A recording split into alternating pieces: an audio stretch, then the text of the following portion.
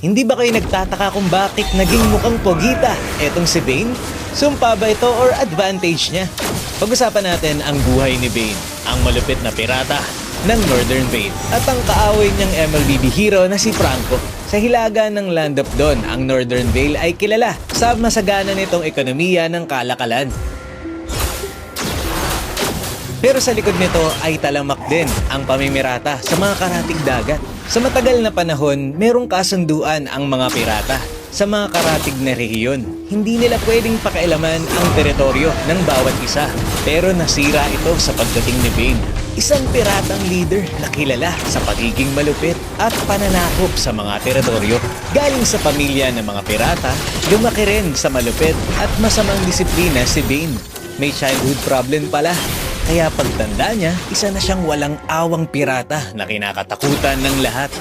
At sa paghahangad niya ng kapangyarihan, nagawa rin patay ni Bane ang tiyuhin niya para lang makuha ang Behemoth. Isang dambuhalang barko na puno ng mabibigat na barikada at mga kanyon. Dito na nga siya tuluyan naging Captain Bane. Patuloy siyang nanakaw at pumatay ng mga tao. At unti-unti ring lumaki ang mga nasasakupan niya na tinawag namang Black Sharks. Nakuha ni Bane ang lahat ng ruta sa Frozen Sea, maging ang mga baybayin ng Northern Vale. At kinilala pa ang sarili niya bilang the Lord of the Frozen Sea. At eto na, isa sa lumaban sa kasamaan ni Bane ay ang mga taga Northern Vale sa pamumuno ni Franco. Malakas ang grupo ni Franco at nahirapan si Bane na pabagsakin siya. Hanggang sa nalaman ni Bane ang sikreto ng Ionic Heart na piraso ng misteryosong Twilight Orb na sinasabing may regenerative power na nakatago sa ilalim ng Frozen Sea. Para mabilis na mahanap ang Ionic Heart, ipinakalat ni Bane ang sikretong ito at makuha ang atensyon ng Monian Empire sa paghahanap. Nagpanggap din siyang nag-alok ng kapayapaan kay Franco at magkasama daw nilang pamunuan ang Frozen Sea. Gagamitin niya ang dalawang hukbong ito para makuha ang Ionic Heart. May mga ganyang tao talaga no? Gagamitin ka lang kasi may kailangan sa'yo. Pumabor ang lahat sa plano ni Bane. Naglayag ang Monian Empire mula sa pantalan ng Castle Grand Rock at ganun din ang ginawa ng hukbo ni Franco. Nagpang-abot ang dalawang ito sa paghahanap. Ito ay sinamantala ni Bane para matuloy ang kanyang plano. Pumuslit siya sa mga barko at nagsimulang magpaputok na nagdulot ng digmaan sa pagitan ng Monian Empire at ni Franco.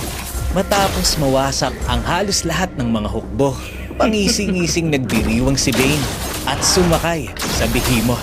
Kampante na naisahan niya ang mga ito. Biglang may tumamang kanyon sa likod ng Behemoth. Nasira ito at lumubog kasama si Bane. Sa wakas, tapos na ang paghihirap nila at payapa na ulit ang Frozen Sea. Sino ang nagpaputok ng kanyon na ito? Walang iba kundi si Franco. Simula pa lang pala ay duda na itong si Franco sa biglang pagbabago ni Bane. At para maisahan niya si Bane, nagpanggap siyang sumang-ayon dito at nagpadala ng mga hukbo na maghahanap sa Ionic Heart. Habang ang ilang grupo naman ay pailalim na susugurin ang ilang mga barko ni Bane. Ito na ang wakas ni Bane. Yun ang akala ng lahat. Habang nag-aagaw buhay si Bane sa ilalim ng dagat, doon naman kusang lumitaw ang sikretong hanap niya. Nagising si Bane sa luma at wasak-wasak na lugar nung biglang may nagliwanag. Ang Ionic Heart na kumikinang sa kapangyarihan. Hinawakan niya ito at unti-unting lumakas ang kapangyarihan ni Bane. Pero ito ang masaklap. Habang nagre-regenerate si Bane, isang dambuhalang pugita ang pumulupot sa kanya.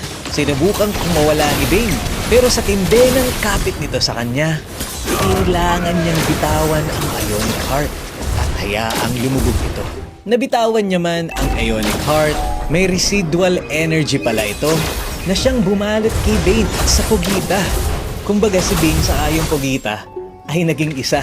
Sa muling pagkabuhay ni Bane, suot ang kanyang bagong lakas at anyo, hudyat na muli ng pagkawasak sa Northern Vale.